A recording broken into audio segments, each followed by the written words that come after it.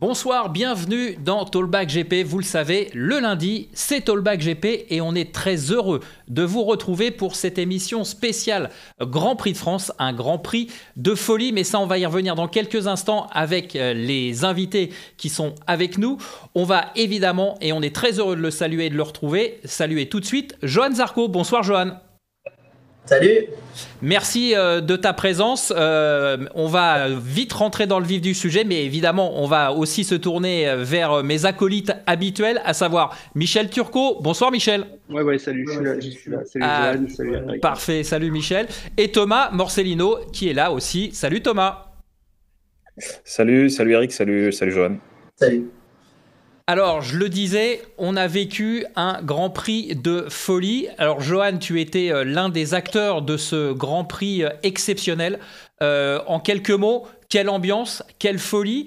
Comment on arrive à vivre autour de toute cette énergie positive sur un week-end comme ça où on a battu un nouveau record, je crois plus de 297 000 personnes sur ce Grand Prix de France pendant les 3 jours du week-end. Tu t'attendais à ça, Johan ? J'ai adoré cette ferveur du public, c'était incroyable.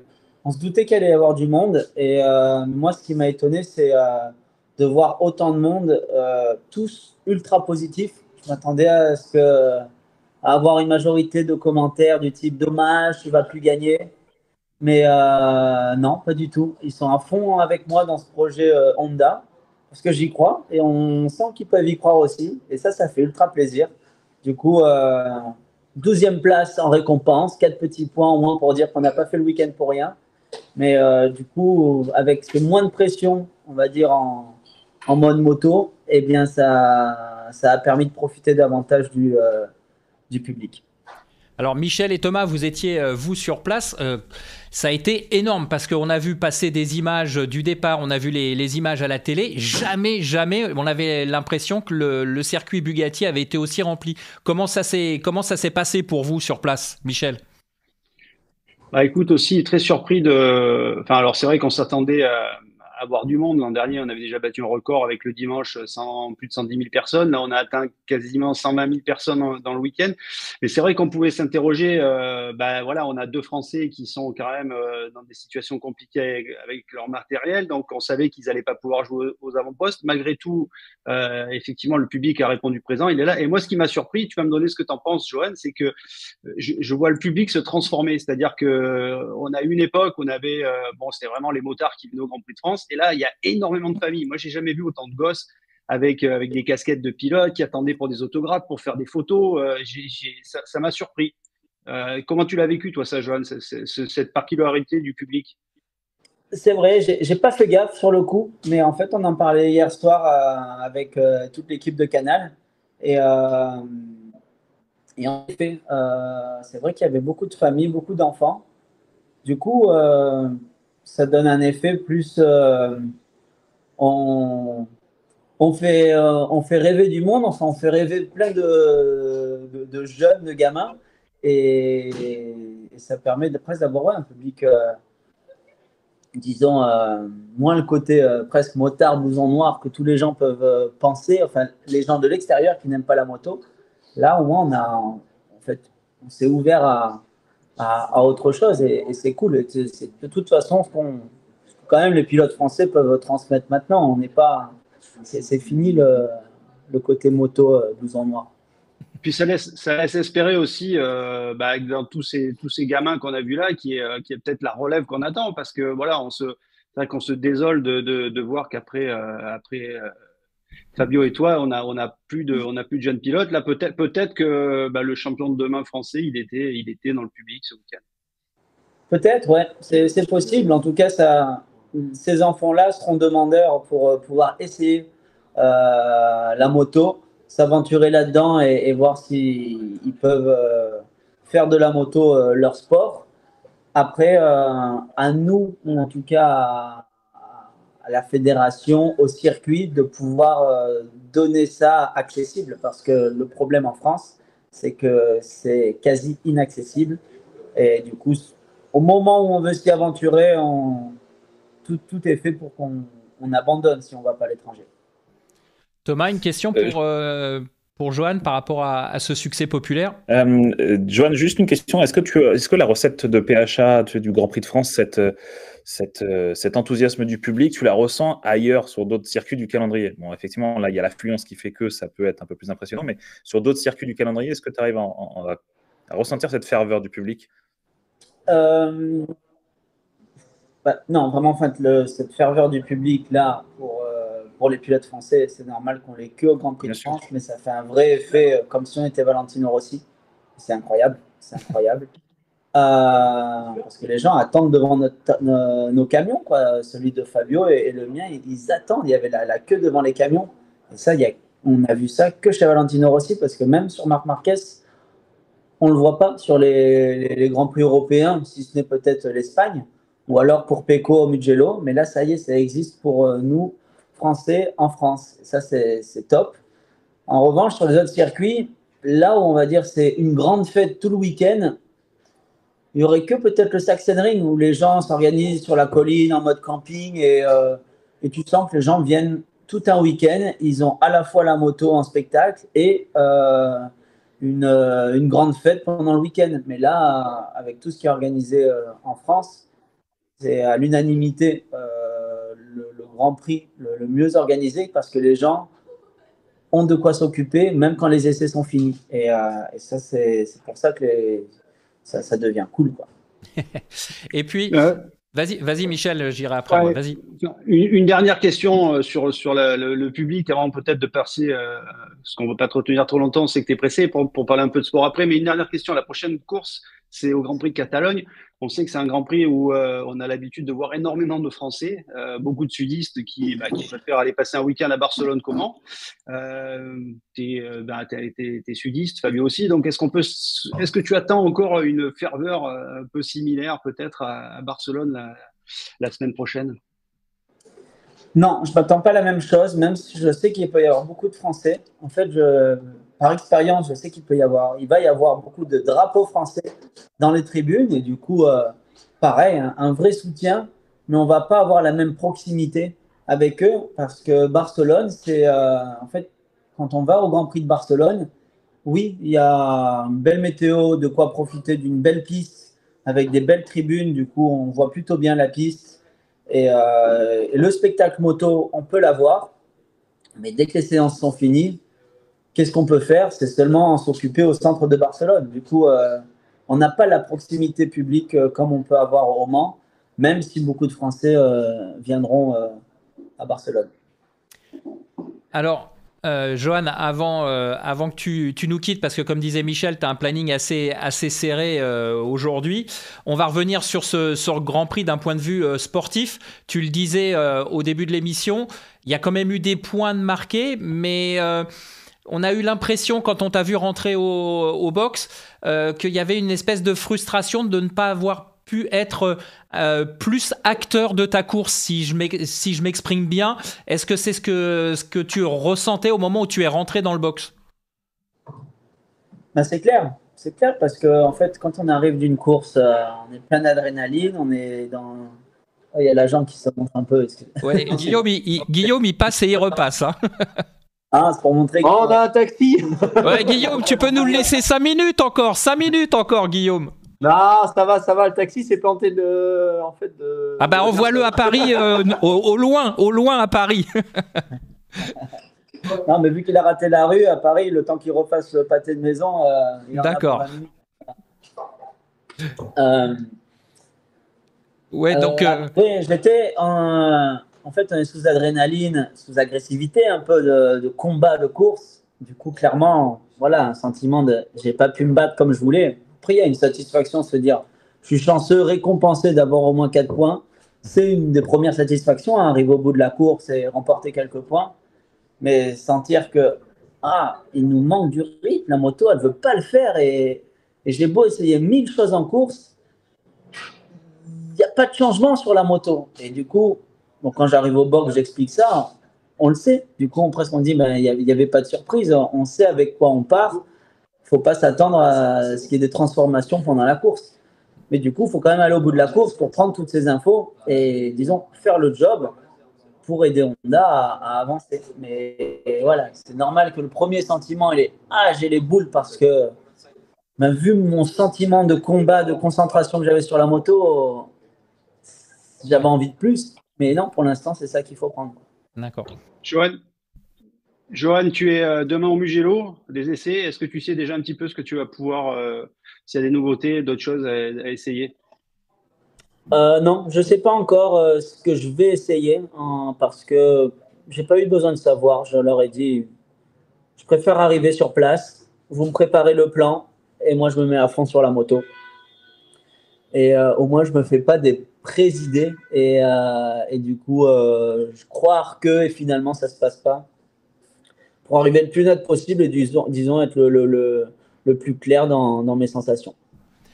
Johan, au niveau du travail de développement de cette Honda, comment ça se passe en interne si on peut, entre guillemets, passer dans la coulisse? Est-ce qu'il y a des meetings avec toutes les équipes? Est-ce que vous partagez toutes les données avec Marini, Mir et Nakagami aussi de ton côté? Comment ça se passe? Est-ce qu'il y a un melting pot où les équipes développent en parallèle? Clairement, au niveau des ingénieurs, au niveau de toutes les informations, tout circule et,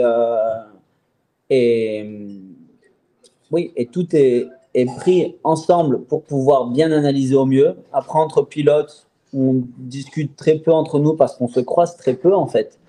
Mais toutes les informations sont mises ensemble. Et ce qu'on fait à la fin de chaque GP, du dimanche, quand tout le monde est en train de ranger, chaque pilote a une réunion vraiment avec ses ingénieurs et les ingénieurs Honda qui supervisent tout pour, disons, résumer le week-end et essayer de, disons, classer les priorités. Du coup, ça, on le fait et on se croise en fait à ce moment-là, puisqu'on rentre dans le camion, on ressort du camion.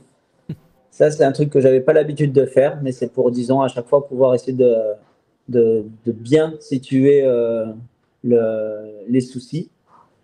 Et en fait, après, les ingénieurs, ils font les parallèles selon comment le pilote a performé, ce qu'a pu dire le pilote, parce qu'on a vraiment des sensations. Ben, ça peut se rejoindre, mais on ne le décrira pas de la même manière. Thomas, une question pour Johan avant qu'il nous quitte? Ouais, Johan, juste avant, je sais, je te retiens, mais qu'est-ce que tu aimerais demain? Parce que le Mugello, c'est un circuit particulier, c'est le terrain de jeu des Ducati. Tu as roulé dessus avec la Ducati, tu sais un peu que les Ducati sont performantes là-bas, mais qu'est-ce que tu aimerais pour le Mugello et qu'est-ce que tu aimerais sur la Honda là maintenant qui te permettrait un step supplémentaire?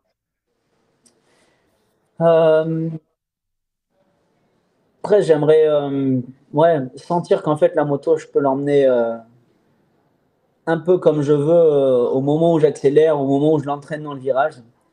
Parce que là, ce qui était difficile, c'est il y a des virages où on sent presque qu'on n'arrive même pas à pencher, quoi. On n'arrive pas à mettre l'angle qu'il faut pour passer comme il se doit dans le virage. Et ça, c'est difficile parce qu'on se dit, mais il y a quelque chose qui me repousse vers l'extérieur ou qui me relève la moto. Et des fois, c'est dur en pilotage, ça.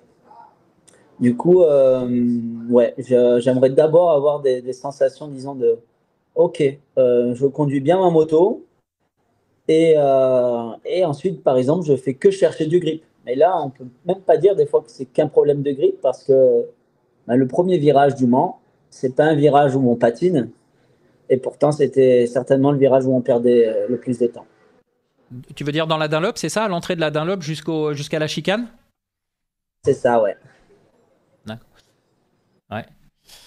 Ouais. Michel, question pour Johan. Ouais, une petite dernière peut-être. Johan, malgré toutes ces difficultés, c'est quand même toi aujourd'hui le meilleur pilote Honda, le plus combatif. Est-ce que tu sens que tu as peut-être une écoute prioritaire des Japonais, même si tu n'es pas dans l'équipe officielle? Oui, et le but, c'est de m'implanter encore plus dans cette position-là pour, disons, encore mieux justifier ma position de développer et aussi même prolonger le contrat sur les années suivantes. Parce que moi, toute cette nouvelle aventure me donne beaucoup envie de de continuer plus longtemps que 25, quoi. Sans doute 26, et pourquoi pas découvrir aussi la nouvelle catégorie en 27, enfin, les nouvelles règles, et disons, faire part de ce développement en disant, je suis un élément fondamental, et ça pourra aussi aider quand on repassera sur les nouvelles règles en 2027. Du coup, en plus, ouais, c'est un des objectifs de pouvoir s'implanter, disons, en tant que bonhomme nécessaire au fonctionnement Honda compétition. Alors, comme le taxi n'est pas arrivé, j'en profite, Johan, je m'infiltre dans la brèche. On avait des questions des internautes. Il y avait 2 questions qui, pour moi, étaient importantes. Tu y as partiellement répondu il y a quelques instants. On te demandait ton avis sur la nouvelle réglementation.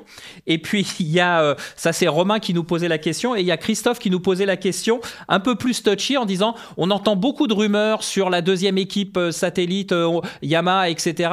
LCR a été annoncé comme étant sur la liste Yamaha. Que se passerait-il si d'aventure LCR passait chez Yamaha? Que se passerait-il pour Johan? Est-ce que tu peux nous répondre rapidement? Oui, parce que je ne sais pas. Du coup, la réponse peut être très rapide. Pareil, au niveau règlement, ça peut être intéressant. De toute façon, c'est toujours un challenge pour les ingénieurs de, on va dire, repartir en arrière. On aura des références de motos qui accélèrent et qui freinent, qui font des chronos de fou sur les circuits. Et du coup, on se met un petit cran en arrière et on essaie de réatteindre les mêmes performances avec moins de puissance, moins d'aéro. Et ça, c'est toujours un challenge qui est intéressant pour les ingénieurs. Et finalement, en tant que pilote, de vivre ça, ça aussi, ça fait grandir en tant que pilote. Et on se rend compte à quel point on peut être capable de faire des choses de folie sur la moto et en piste. Et au niveau LCR qui passerait Yamaha, j'ai du mal à imaginer Cecchinello quitter Honda parce que c'est son sang, Honda. Et il le vit à fond cette aventure Honda depuis toujours, et encore plus maintenant. Je vois le fait qu'on bosse ensemble et qu'il soit satisfait de mon engagement. Moi, je me dis, moi, je ferais plus un Lucio passé officiel presque. Je trouve que c'est mieux qu'un Lucio passé Yamaha satellite. Très bien, merci. Le taxi n'est toujours pas là, messieurs. Profitons-en.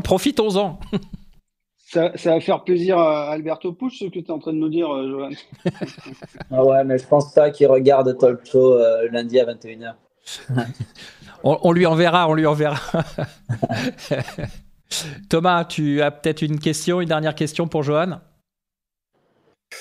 Non, pas spécialement, mais c'est vrai qu'on en parle facilement tous les week-ends. Mais du coup, là aujourd'hui, tu disais, je crois, je ne me trompe pas, hier, tu disais, pardon, que aujourd'hui, ça fait plaisir de rallier la ligne d'arrivée, de pas tomber, de marquer quelques points. Est-ce que tu as un peu revu tes objectifs à la baisse par rapport au début de saison où tu disais qu'effectivement, avec les moyens que peut avoir Honda, on peut viser peut-être aussi des meilleures places. Mais hier, tu avais l'air revu un peu à la baisse. Est-ce que c'est ça que tu as aujourd'hui comme état d'esprit? Non, j'ai toujours cette vision d'accrocher le top 10, qui est un vrai objectif. Mais oui, là pour l'instant, quand je vois que tenir ce rythme pour être dans les points, il est déjà difficile, c'est clair que le top 10, c'est encore un cran au-dessus. Mais c'est pas si loin, parce que si déjà on dit des fois que les premiers, ils sont pas si loin quand on prend tout le résultat de toute la course, tour par tour, ben finalement, un top 10, il se rapproche beaucoup.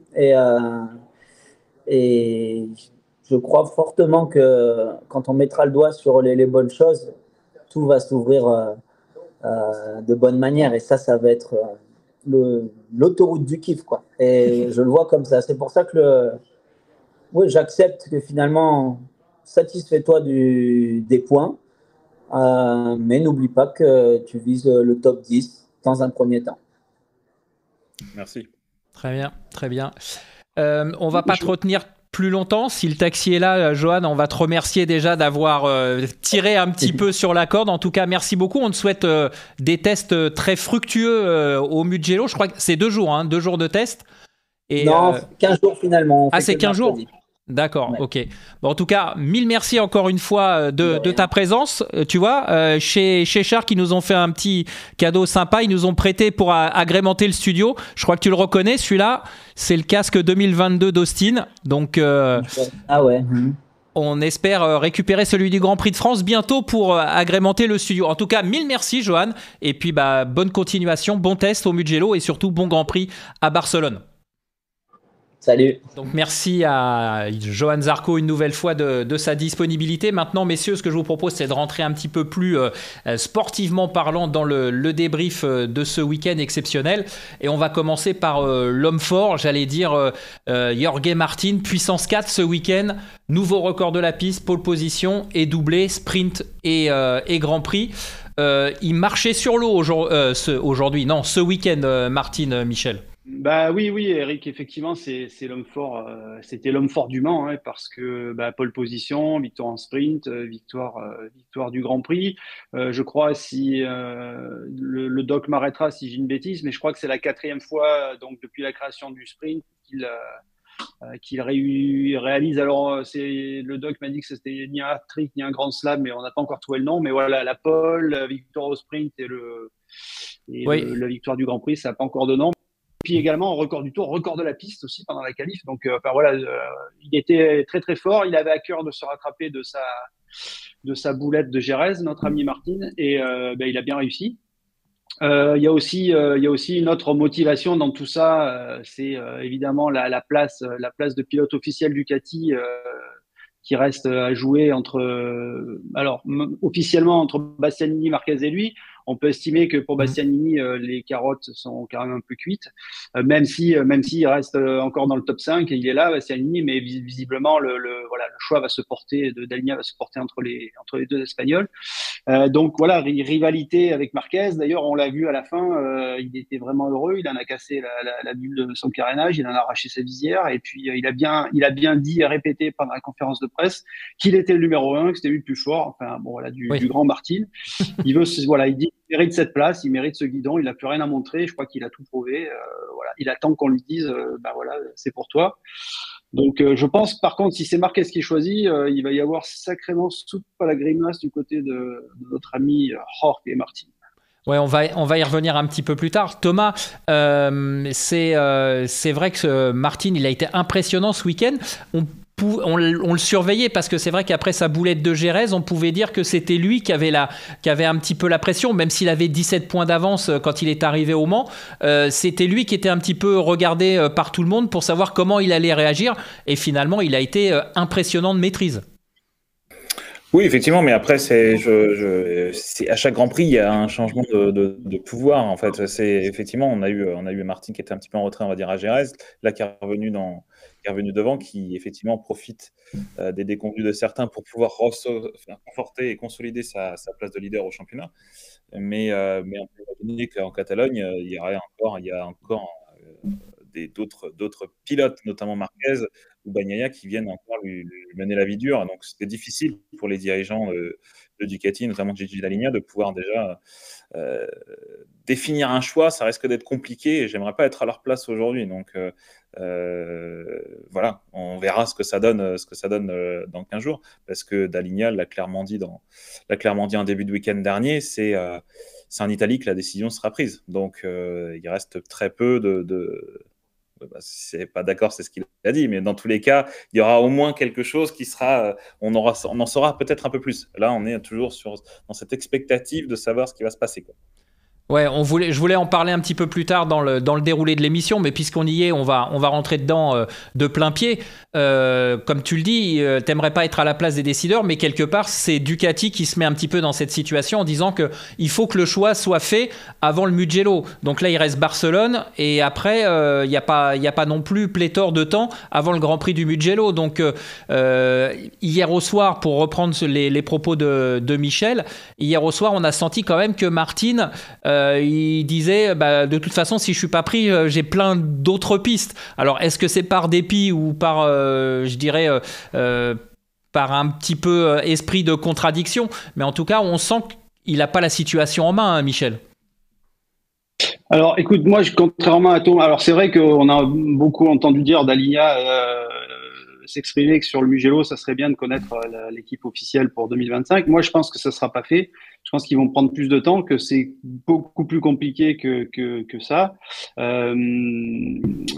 Parce que choisir, non seulement c'est renoncer, mais là, ça sera renoncer en livrant un des deux meilleurs pilotes du moment à la concurrence. Donc ça d'Aligna, il aime pas trop. Il aime bien avoir toutes les cartes dans son jeu. Donc il y a plusieurs problématiques. Si Marquez est choisi, il y a la problématique du sponsor Red Bull. Il faudrait qu'il renonce à Red Bull. Alors Marquez, il a dit aussi qu'il était prêt à renoncer à Red Bull, mais il a aussi dit qu'il voulait une moto d'usine et il voulait pas forcément une Ducati. Donc là, on peut se dire, il y a peut-être un appel du pied à d'autres, alors qu'on a longtemps pensé qu'il voulait la Ducati parce que non seulement c'est la meilleure moto du monde, mais aussi parce que c'est celle avec laquelle il s'est remis en selle et qu'il commence à connaître. Je pense qu'il s'est tellement rassuré, il a tellement repris confiance en lui qu'aujourd'hui il se dit bon, moi je suis au top, j'ai retrouvé mon pilotage. Si on me donne une KTM, je vois ce qu'elle fait avec Acosta, je peux faire pareil. Ça, c'est mon idée. On dit aussi que du côté de la Dorna, Espeleta verrait bien un Dream Team KTM Red Bull, puisque KTM et Red Bull, c'est quand même deux sponsors majeurs pour le championnat. Il y a la KTM, c'est la Rookies Cup, c'est le Moto 3, c'est vraiment un gros partenaire de la Dorna. Red Bull, c'est aussi aujourd'hui, je pense, le sponsor majeur de ce championnat. Donc, pour Espeleta, avoir une Dream Team Acosta Marquez, ça serait génial. Alors oui, on va me répondre, mais Binder, il a un contrat jusqu'en 2025, je crois. Mais comme certains l'ont judicieusement fait remarquer, d'autres pilotes ont déjà eu des contrats et s'en retrouvent ailleurs. On peut imaginer que Binder se retrouve chez GazGaz, chez Tech 3, avec la même moto que celle qui est écrite sur son contrat. Donc pourquoi pas? C'est une éventualité qui a un peu ressurgi, qu'on avait oublié, qui a ressurgi pendant le Grand Prix de France et qui est là à nouveau. Ça permettrait d'avoir donc Martin chez Ducati. Enfin voilà, mais à mon avis, ça va être compliqué que tout ça soit décidé d'ici le Mugello. Et toi, tu penses que Marquez serait prêt à repartir sur un nouveau challenge, se réapproprier une nouvelle marque, se réapproprier une nouvelle moto, une nouvelle équipe, s'il n'était pas chez Ducati officiel? Je pense qu'entre avoir une Ducati, une GP25, donc ce que ce sera la moto l'année prochaine dans l'équipe Brésigny, ou avoir une KTM avec un statut de pilote officiel, il choisira la KTM parce que je pense qu'il voit ce que fait Acosta qui débarque, qui marche sur la tête de Binder et de Miller. Il se dit moi si je monte sur cette moto, je peux gagner aussi. Donc je pense qu'il a envie de retrouver là.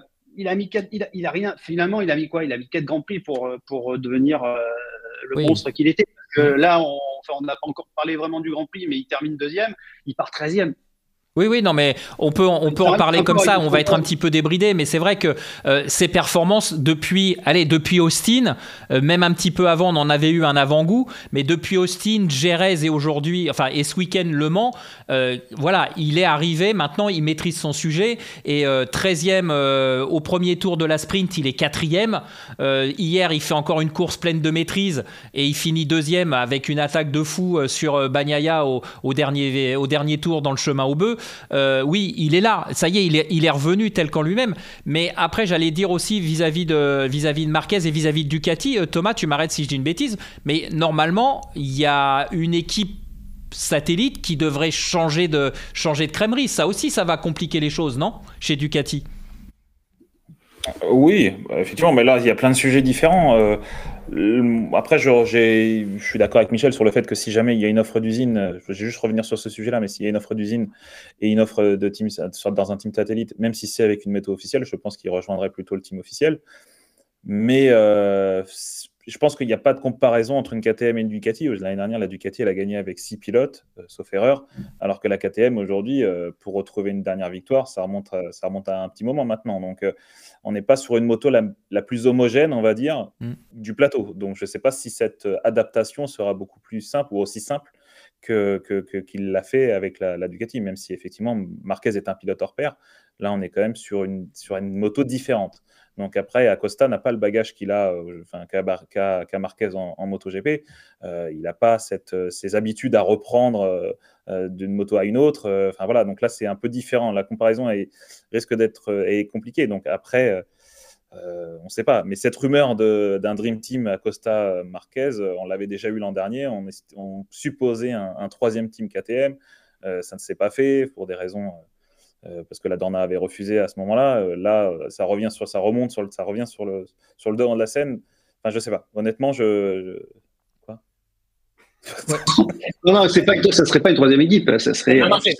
Cette Dream Team revient parce qu'effectivement, on a deux pilotes, au tempérament, les deux derniers prodiges du MotoGP, sans exclure, sans manquer de respect à Fabio, mais les deux derniers qui effectivement, apparemment, sont vraiment au-dessus du lot. Donc bon, voilà, ça revient sur le devant de la scène. Mais encore une fois, on est au Grand Prix de France, on était au Grand Prix de France, on est au 5e rendez-vous de la saison et on n'a encore même pas atteint ou presque atteint le quart de la saison qu'on est déjà sur des plans pour 2025. Donc pour l'instant, je pense que c'est qu'ils ont le temps pour décider qui sera avec Bagnaia l'année prochaine.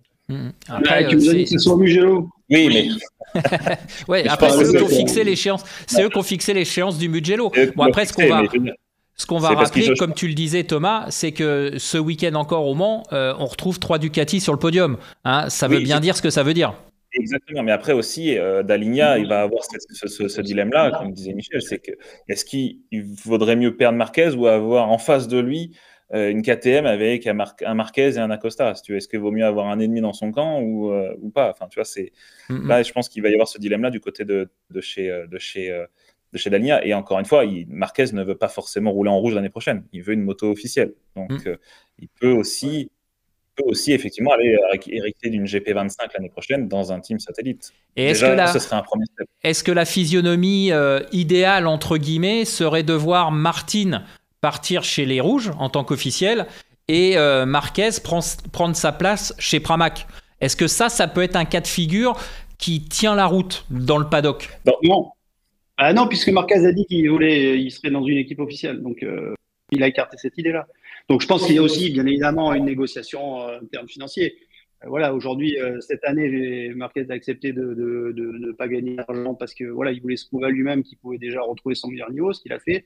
Donc voilà, là, il va se remettre dans une dynamique de pilote, de pointe, etc. Après, pour revenir sur cette domination du Ducati, on rappellera quand même qu'il y a 8 Ducati sur la grille. Donc c'est plus facile d'avoir une moto sur le podium quand on a 8 sur la grille. Chez KTM, pour l'instant, il y a 4 motos. Il y a Miller, qui, je pense, est plus préoccupé par donner des biberons à sa fille que par souder sur la moto. Et Binder, je suis un peu dubitatif, quoi. Il rate ses qualifs à chaque fois. C'est pas normal qu'Acosta, aussi doué soit-il, soit régulièrement devant lui. Oui, voilà. Et Augusto Fernandez, qui est totalement démoralisé par voir ce que fait son nouveau coéquipier. Donc, on ne peut pas comparer les performances des deux usines par rapport à leur pilote. Ouais. Après, pour Acosta, évidemment, on va en parler très très rapidement parce qu'Acosta, c'était le Grand Prix de France, c'était le Grand Prix de Tech 3 et malheureusement, ça a été un petit peu inachevé, donc on ne pourra pas non plus trop appuyer sur la tête de Binder et de Miller, même si Acosta a fini par terre. Michel. Non, mais vas-y, Michel. Non, mais c'est sa première chute de la saison de course. Et a priori, il y avait un petit problème technique sur sa moto. Donc, on ne sait pas plus, mais c'est ce que. Voilà. Même s'il a fait une erreur, il y avait un petit souci sur la moto. Mais quoi qu'il en soit, il débute et tout le monde reste admiratif devant ce qu'il fait, quoi. On en revient à Marc Marquez. Comme tu l'as dit, Michel, il fait 2 courses de fou. Il part à chaque fois de la 13e place. Par contre, il y a quand même eu un petit grain de sable malgré tout parce qu'il est très bien en première séance, il y a cette chute ensuite et on a l'impression que la machine s'enraye un petit peu. Et d'ailleurs, même lui, il l'a reconnu. Il disait « Je ne m'attendais pas à souffrir au Mans. Ce n'est pas vraiment l'endroit où je m'attendais à être en difficulté. » Et puis finalement, ça s'est remis en place. Et il vous a expliqué ce qui s'était passé. Comment on peut expliquer ce switch entre une Q1 qu'il a raté puisqu'il ne passe pas en Q2 et puis ses performances en sprint et en Grand Prix? Oui, il a expliqué. Le premier jour, ils ont essayé d'autres réglages pour essayer d'explorer un peu une autre piste dans la mise au point. Ça s'est pas avéré concluant. Avec ça, en Q1, il y a des drapeaux jaunes à la fin. Il fait un tour, il force un peu sur la moto, il se rate. Donc voilà, il merde un peu sa qualif. Mais le vendredi, il sait pourquoi. Il sait pourquoi parce que voilà, on va revenir à ce qu'était la moto le week-end précédent. C'est ce qu'ils font et le samedi, il est là, bim. Donc, ça fait aussi partie de une forme d'apprentissage de cette GP23. On rappellera quand même qu'il a une GP23 et non pas une GP24 comme Martin et Bagnaia. Ouais. Et moi, ce que je voudrais pour conclure sur le chapitre Marc Marquez, moi, il y a quelque chose qui m'a fait vraiment plaisir. Je ne sais pas comment vous l'avez vécu sur place, mais jusqu'à présent, Marc Marquez, à chaque fois qu'il montait sur le podium, au Mans, etc., quand il tombait, il y avait la clameur du public, il y avait les sifflets. Et là, j'ai l'impression que dans l'ambiance générale, d'une façon générale, tous les pilotes en ont profité, ont vraiment kiffé. Mais j'ai l'impression qu'il y a une sorte de réconciliation entre le public du Mans et Marc Marquez avec cette joie qu'il a exprimée, avec toute cette envie, cette fraîcheur même, on pourrait dire. J'ai l'impression qu'il y a un petit truc qui s'est opéré et que finalement, le passé est oublié. Vous l'avez vécu un peu pareil ? Oui, oui, enfin, moi personnellement, oui, effectivement, et ça faisait plaisir à voir, effectivement. Enfin, c'était même surprenant au début de voir que Marquez n'était pas sifflé à chaque dépassement, par exemple, ou autre, et qu'il n'était pas applaudi quand il faisait une erreur. Mais il y a aussi on va dire, cette rivalité qu'il y a eu entre Fabio notamment et Pecco il y a quelques années. Et là, quand il y a quelqu'un qui vient justement perturber un peu les plans de Pecco, je pense que justement ça fait plaisir au public tricolore, bien évidemment, en disant que voilà, Pecco a empêché Fabio d'aligner un deuxième titre en 2022, donc oui, en 2022. Donc je pense qu'il y a de ça un peu, tu vois, c'est de dire que voilà, que Pecco est là pour justement empêcher Pecco lui aussi d'avoir un titre, tu vois. Que Marquez. Oui, Marquez, on avait compris le doc. Michel, tu partages l'avis de Thomas ? Il n'est pas d'accord avec moi. Bah non, mais si on était tout le temps d'accord, ça serait pas drôle, Doc. Non, moi il y a peut-être un peu de ce que dit Thomas, mais moi ce que je vois, c'est ce que aussi je faisais remarquer à Johan, c'est le public pour moi c'est vraiment transformé au Mans sur on va dire depuis le Covid, je sais pas si c'est le Covid, mais disons sur les 5 dernières années. Voilà, on a tous le souvenir à l'époque de Rossi, des tribunes qui étaient jaunes. Voilà, Valentino était populaire partout, mais particulièrement en France, il avait ses supporters. Donc, depuis 2015 et l'embrouille entre les deux à Sepang, voilà, il y avait une rancœur après Marquez. Tous les fans de Rossi hardcore étaient persuadés que Marquez avait fait perdre le 10e titre à Rossi, même s'ils oublient qu'au moment de l'avant-dernier Grand Prix, il aurait fallu un miracle pour que Lorenzo soit champion du monde. Bref, on a fait porter à Marquez un chapeau qui était certainement beaucoup trop grand pour lui, même si en 2015, il a évidemment merdé à un moment donné, comme Rossi aussi a merdé. Mais bon, c'est pas l'histoire que je voulais développer, c'est que le public a changé. Et puis, il y a aussi cette rédemption. Marquez, il sort de 4 ans de blessures, il s'est battu, il est remonté sur une moto, il est retombé. Je veux dire, ce combat qu'il a livré pendant 4 ans pour revenir là où il est aujourd'hui, même si on n'aime pas Marquez, même si on n'est pas son personnage, sa personnalité, on peut être qu'admiratif devant. Quand on aime le sport et si on n'a pas des œillères. Des œillères, voilà, merci Eric. Je veux dire, on peut être qu'admiratif devant ce comeback. Donc, à partir de là, un public plus jeune, on a vu plein de gamins et des casquettes 93, même s'il y a toujours encore des gens qui te disent « Ah non, Marquez, nous, on l'aime pas. » Ok, mais globalement, voilà ce qu'il a fait, ce qu'il a montré. Et alors, c'est marrant parce que, tu vois, je lui ai posé la question hier soir, après la conf de presse, sur le public, comment il avait réagi. Il me dit « Mais moi, le public du Mans, je l'ai toujours trouvé fantastique. Ok, j'ai été sifflé, mais je m'en fous. Moi, j'ai toujours vu des gens passionnés en France et ils sont passionnés par le sport, par la course, par la moto. Donc finalement, il n'a même pas de rancœur par rapport aux gens qui ont pu siffler à un moment donné. Voilà, c'est quelqu'un qui aime le sport, qui aime la moto, qui aime la course. Et quand il voit un public, et tous les pilotes, ils étaient admiratifs dans le public du Mans. Hein. Globalement, tous ont trouvé ça fabuleux et d'autant plus surpris parce qu'ils nous disent mais vous avez seulement 2 pilotes français qui sont aujourd'hui en difficulté à cause de leur matériel et le public est là présent depuis le jeudi. Je veux dire, tous les pilotes se disent on rêverait d'avoir un public pareil. Donc voilà. Bon, J'étais un peu plus long sur ma réponse. Mais... Non, mais c'est très bien. Et puis, mais c'est vrai, on l'a senti. Il y a eu une ambiance hyper positive tout au long du week-end et tout le monde en a profité. Et c'était pas effectivement que Fabio et que Johan. Et pour revenir une dernière fois sur Marquez, après on va passer à Pecco Bagnaia.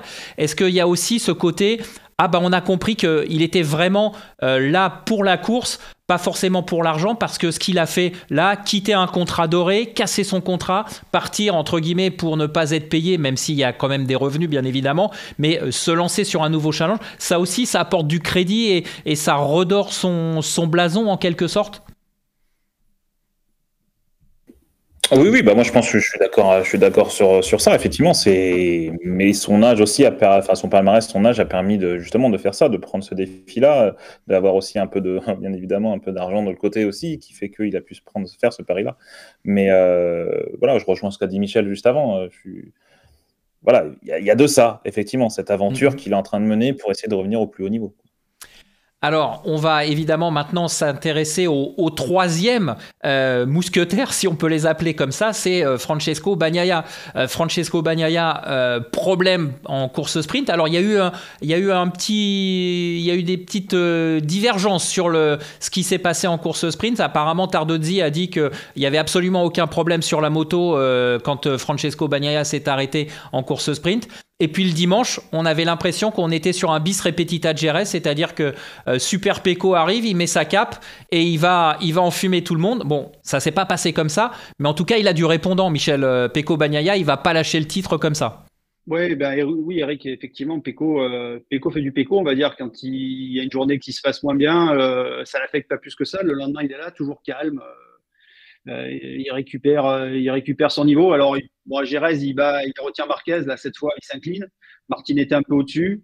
Enfin, voilà, en tout cas, on sent que, même si, je l'ai dit, Bastianini n'est pas loin, on sent que le titre, à moins d'un coup de théâtre, je pense que le titre va se jouer entre les trois pilotes qui étaient hier après-midi sur le podium. Et on l'a. Alors, il a 38 points de retard après le Grand Prix de France, Thomas, Pecco Bagnaia. Paradoxalement, dans ses déclarations, on le sent serein. Il dit, oui, c'est un écart qui est conséquent, mais il y a encore beaucoup de courses. On le sent assez serein et assez confiant dans l'avenir. Qu'est-ce que tu en penses? C'est un discours de façade ou c'est la réalité des choses? C'est la réalité des choses. Aujourd'hui, on ne peut pas se prononcer sur un championnat qui a une vingtaine de rendez-vous, donc c'est compliqué de dire qu'aujourd'hui le titre lui échappe, ce qui est totalement faux. La seule différence qu'on peut remarquer par rapport à la saison dernière, parce qu'au même moment au Mans la saison dernière, il disait qu'en fait il était tombé, il avait eu une petite collision avec Viñales en course le dimanche, mais à ce moment-là de la saison, il disait que ce qui le sauvait, c'était les sprints. Là, c'est un peu plus compliqué en sprint. Il galère un peu plus. Enfin, c'est différent en fait. La physionomie de ces courses sprint sont différentes.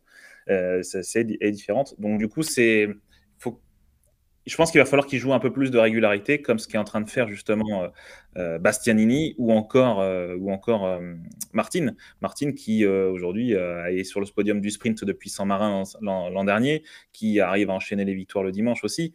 Donc très peu d'erreurs. Et là aujourd'hui, c'est ce qui fait défaut, en tout cas en début de saison sur les dernières années, à Pecco Bagnaia, c'est ses erreurs, ses résultats blancs et, comme disait hier Michel, faire chou blanc, quoi. Et qu'est-ce qui s'est passé? Est-ce qu'on a su vraiment ce qui s'était passé sur la course sprint? Pourquoi il était rentré au box? Parce que comme je le disais avant de vous poser la question, David Tardozzi, le team manager, dit qu'il n'y avait aucun problème sur la moto. Donc est-ce qu'on a su un petit peu ce qu'il en était? Non, il y a une divergence sur le sujet. Lui, il dit qu'il n'était pas bien sur la moto, c'est pour ça qu'il s'est arrêté. Il dit qu'il y avait un problème mais qu'il savait pas lequel. Et après, voilà, c'est une moto qui est aussi qui avait chuté. Donc voilà, après des sensations un peu différentes. Pour revenir sur le sujet précédent et pour répondre pour enrichir ce que vient de dire Thomas, il y a une différence majeure pour moi entre Pecco et les deux Espagnols, c'est que Pecco, il a signé un contrat jusqu'en 2025. Donc lui, il sait ce qu'il fait l'année prochaine. Il sait avec qui il va travailler. Il a son équipe autour de lui. Ça fait 2 ans qu'il est champion du monde avec eux. Il est choyé. Il a son groupe. Voilà, il est là, il est en place chez Ducati. C'est lui le patron. Après, qui va arriver à côté de lui. Voilà, Martin, Marquez, les deux Espagnols, ils savent pas ni où ils seront l'année prochaine, ni avec qui ils vont travailler, ni quelle moto ils auront.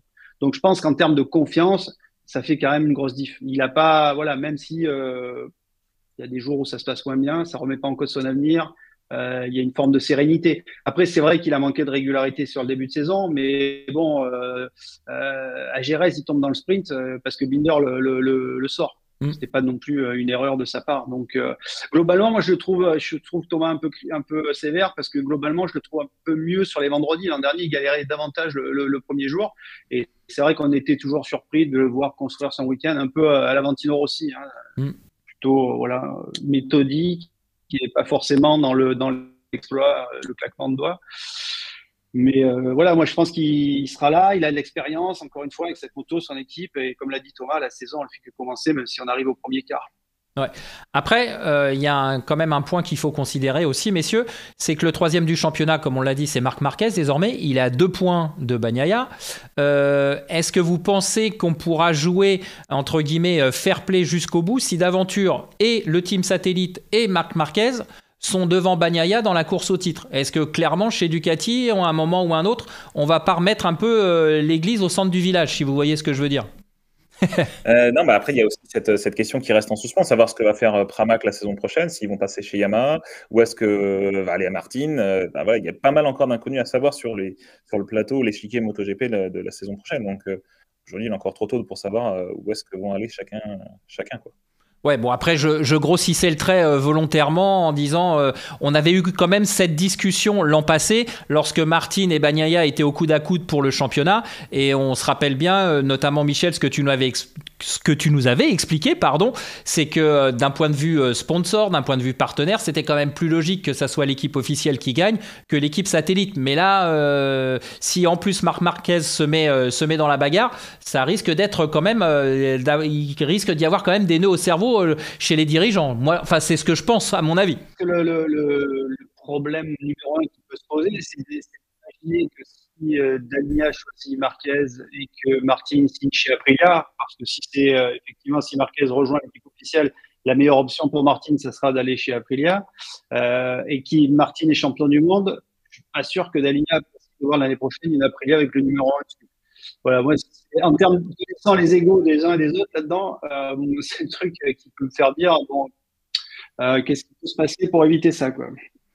Ouais, surtout que si on s'en tient à ce qu'ils ont dit, s'ils veulent prendre une décision au Mugello ou juste avant le Mugello, le champion du monde, on ne le connaîtra pas. Et comme tu viens de le dire, si Martin s'en va avec le numéro 1 chez Aprilia, ça risque effectivement de grincer des dents. Bon, affaire à suivre. En tout cas, le combat ne fait que commencer entre Martin, Bagnaia et Marquez. Alors, on va terminer l'émission en s'attardant quelques instants sur Fabio Quartararo, parce que Fabio, il est passé, entre guillemets, pas très loin de l'exploit. Il était 6e du Grand Prix. Est-ce qu'on peut le considérer comme quelque chose de miraculeux, ou au contraire, comme il l'a expliqué, qu'ils avaient trouvé quelque chose au warm-up qui pourrait peut-être servir de point de départ pour une nouvelle base de développement? Comment vous l'analysez, vous, Michel et Thomas? Thomas, par exemple. Commence, Thomas, et puis on ira sur Michel après. Non, parce que comme ça, du coup, après, il est jamais d'accord. C'est pour ça. Bah, justement, c'est très bien pour ça. Non, mais je pense que c'est le circuit qui est aussi qui convient plutôt bien à la Yamaha actuelle, même si effectivement la Yamaha aujourd'hui souffre de grippe. C'est un peu le problème qu'a la Yamaha depuis plusieurs années maintenant. Mais c'est un circuit un peu stop and go où en fait la sortie des virages est importante. Le moteur aujourd'hui de la Yamaha est apparemment bon, c'est ce que disait Fabio vendredi ou samedi, et que du coup ça expliquerait en tout cas cette possibilité qu'a la Yamaha à combler son retard sur certains aspects auxquels elle est confrontée sur d'autres circuits. Et donc, je pense que c'est le circuit. On sait que la Catalogne, dans 15 jours, dans 10 jours, est un circuit qu'adore Fabio aussi, parce qu'il y a fait sa première pole. Mais je pense que on retrouvera encore, enfin, sauf si les tests qu'il fait aujourd'hui, demain et après-demain portent leurs fruits, je pense qu'on retrouvera encore des problèmes, des difficultés qu'a la Yamaha aujourd'hui voilà, pour lutter contre les Italiens et les Autrichiens. Michel ? Oui, bah écoute, c'est un petit circuit, Le Mans, donc les chronos étaient très serrés. C'est vrai qu'il a plutôt bien réussi sa qualif. il est plutôt bien parti, donc il s'est retrouvé tout de suite dans des bonnes positions. Je pense qu'il y a aussi l'effet Grand Prix de France. Voilà, si Johan a été sensible au public, Fabio l'a été tout autant. Il a été également hyper soutenu, hyper accueilli. Il y a il y a vraiment eu une communion des deux Français avec le public ce week-end. Et je pense que voilà, quand on est sur la piste, forcément, on est quand même un peu porté par tout ça. Voilà. Après, est-ce que la Yamaha était un peu mieux là? Alors peut-être aussi c'est vrai que les conditions étaient assez bonnes. Il y avait plutôt du grip. On sait que la Yamaha elle a ce problème de grip. Moi, j'étais un peu étonné qu'ils se plaignent pas trop justement de la difficulté à faire tourner la moto, ce qui avait été le cas à Jerez, qui est aussi un circuit assez sinueux. Mais voilà, c'est bon, des choses qui ont fait que c'était peut-être mieux que prévu, quoi. Est-ce qu'on sait, justement, par rapport aux essais du Mugello, est-ce qu'on sait ce qui va être essayé chez Yamaha, justement? Il y a un bras oscillant qui circule, qu'ils auraient aimé essayer et confirmer, parce qu'en fait, il l'a testé après Jerez, au test de Jerez. Il voulait l'essayer ce week-end au Mans, il n'a pas réussi, enfin, il n'a pas eu le temps, l'occasion, mais aussi parce qu'apparemment, c'est un peu compliqué, je sais pas, un petit défaut technique, ou je sais pas, peut-être pour le démonter ou le changer, peut-être à la volée, c'est compliqué. Enfin bref, en tout cas, pas très clair sur le sujet, mais en tout cas, il espère le réessayer ce week-end, non, pardon, demain ou après-demain. Et ensuite, non, pas forcément de nouveauté. Je sais pas si tu as entendu des chiffres, Michel, mais. Il y a surtout l'aéro qui était assez tendu à espérer, qui avait été testé à Jerez et qui était un peu décevant, alors que en simulation et en soufflerie, les numéros étaient plutôt positif, donc l'équipe attendait pas mal de cet aéro, donc à essayer au Mugello, qui est un circuit beaucoup plus rapide, qui a rien à voir avec Jerez, donc un contre-essai, on va dire, de ce qui a été fait à Jerez, en espérant que ça soit plus efficace sur ce circuit, quoi. Ouais, puis ça pourrait profiter à Barcelone, du coup, puisque Barcelone est aussi un circuit assez rapide quand même. Oui. Après, la différence avec le grip, Barcelone, c'est le revêtement, il est vraiment pas. Il n'y a vraiment pas de grip là-bas, donc c'est une autre problématique. Moi, je pense que Fabio peut être pas mal au Mugello cette année, parce que on a un moteur qui va plus vite, et globalement, ce sera intéressant de voir. En tout cas, sur les trois circuits qui arrivent là, Barcelone, Mugello et Assen, ça va être intéressant de voir s'il y a des progrès, puisque depuis le début de l'année, on nous dit que on espère progresser chez Yamaha sur cette première partie de saison pour être plus performant sur la seconde. Donc voilà, ça sera 3 courses assez importantes à ce niveau-là. Et autre information, si je ne m'abuse, normalement, des tests de Jerez, il avait conservé le châssis au Mans, hein, il avait conservé le nouveau cadre. Non, il est revenu en arrière. Alors, il avait testé il a testé le premier jour les 2 châssis sur ces 2 motos, l'ancien et le nouveau, bon, en tout cas une évolution. Et sauf erreur, hein, je ne sais pas si, parce que j'ai pas eu d'autres. À propos contraire, il est revenu au châssis précédent. D'accord. C'est pas le châssis qui aujourd'hui lui plaît le plus. Alors peut-être que, comme disait Michel, les contre-essais du Mugello vont confirmer ou justement l'écarter définitivement. Mais non, il est revenu en arrière. Bon, et puis dernier point tout à fait subjectif, moi j'ai trouvé cette nouvelle déco spécifique au Grand Prix de France assez exceptionnelle. Le cuir, le casque, la moto, c'était vraiment très très sympa. Je ne sais pas ce que vous en avez pensé, comment ça a été perçu, mais en tout cas cette nouvelle déco, elle était vraiment très sympa. Moi, j'ai trouvé ça sympa aussi. Je valide. Pas toi, le doc? Si. Si, moi j'ai beaucoup apprécié. Voilà, et puis surtout, on va dire, c'est étonnant de la part de Yamaha, qui effectivement reste toujours garde toujours la même livrée, tout ça, qui accepte de sortir un peu du lot. Écoutez, messieurs, merci beaucoup de votre présence. On remercie également Johan Zarco pour sa disponibilité avant de partir et avant de filer à l'aéroport pour aller au Mugello. En tout cas, mille merci. Alors, vous l'avez vu, ce soir, on ne vous a pas proposé de gagner le circuit de notre partenaire Longlap, le circuit du Bugatti, puisque notre partenaire Longlap a reçu un avertissement de la part de l'ACO pour lui demander de retirer le circuit de son site internet. Et donc, on n'a pas voulu prendre de risques, on n'a pas voulu le mettre en porte-à-faux vis-à-vis des gens de l'ACO qui ont un petit peu l'esprit assez fermé. Et donc, malheureusement, on n'a pas pu vous proposer ce jeu concours de vous faire gagner le développée du Grand Prix de France. On espère que les choses rentreront dans l'ordre, pourquoi pas pour l'année prochaine, mais c'est un petit peu dommage, et c'est un petit peu dommage que la CO joue pas le jeu, parce qu'il n'y avait pas grand-chose à perdre pour eux. Voilà, ceci étant dit, on remercie évidemment Longla, on remercie Shark, Shoei qui sont nos partenaires, et puis FM Assurance et Envie de rouler bien évidemment. On espère que ce débrief vous a plu. Nous, on se retrouve dans 15 jours pour le débrief du Grand Prix d'Espagne qui se tiendra à Barcelone, le Grand Prix de Catalogne, pardon. Et puis d'ici là, portez-vous bien et à très vite sur l'antenne de Fastlane TV.